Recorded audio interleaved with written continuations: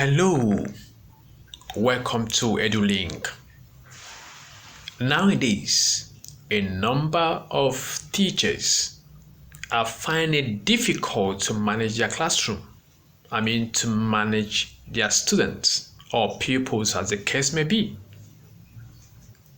That's why I've taken time to prepare this video to assist teachers and educators who may be willing to add to their knowledge in order to manage their classroom effectively.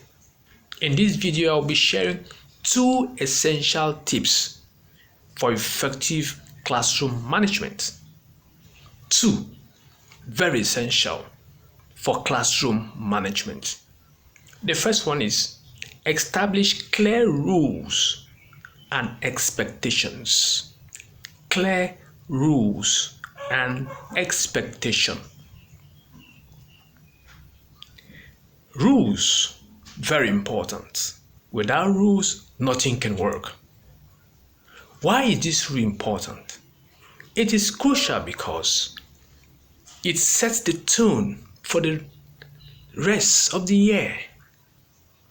And when student knows what is expected of them, they are more likely to behave positively. Question now is, how can you establish clear rules and expectations? How do you do that? Start by involving your students in the process. Ask them what they think is important for a positive learning environment. Think of it this way.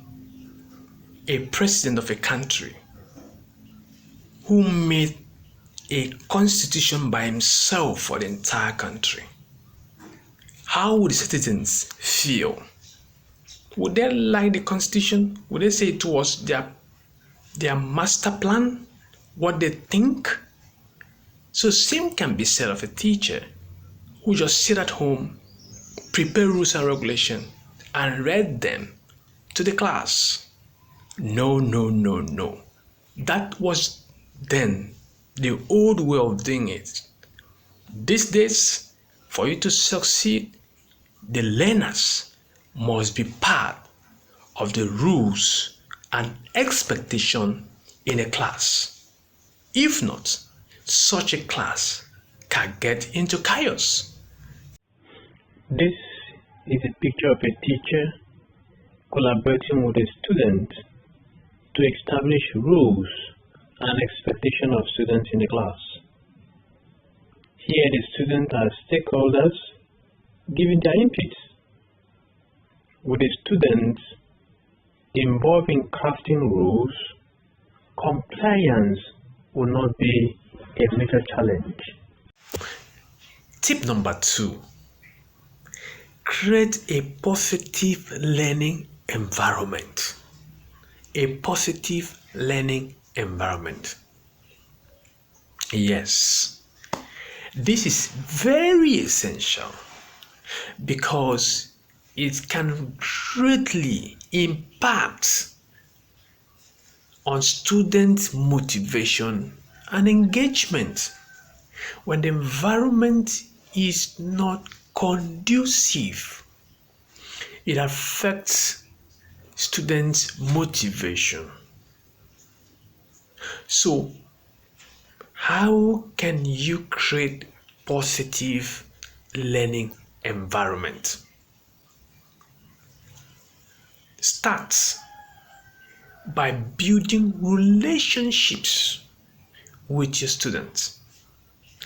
Get to know them as individuals and show them that you care. Knowing them individually, meaning by their names. Again, having one-on-one conversation with our students. It may not be that easy, but it is a necessary ingredient to motivate students to learn. You can also create a positive learning environment by displaying student work and project in the classroom. When a student does his project or assignment well, it can be tested in the wall of the classroom. Do you know the impact this can cause? You've just given a child a sense of belonging, and it makes them happy and motivated to do more. How can you put this into practice? Few tips that we just mentioned earlier on that you must put into practice. As a reminder, build relationships with students. Build relationships with students. Display student work and projects. Display it. Create a welcoming and inclusive classroom atmosphere. A welcoming and inclusive classroom where everyone is given equal opportunity to thrive in a class. So by following these steps, you can create a positive and a supportive learning environment that fosters student engagement and motivation. Clearly speaking, teachers have roles to play for a child to stay motivated. So we have to do our best as teachers, as educators, to see that our students are given enough fuel to fly. So what have we said in summary? That by establishing rules and expectations can lead to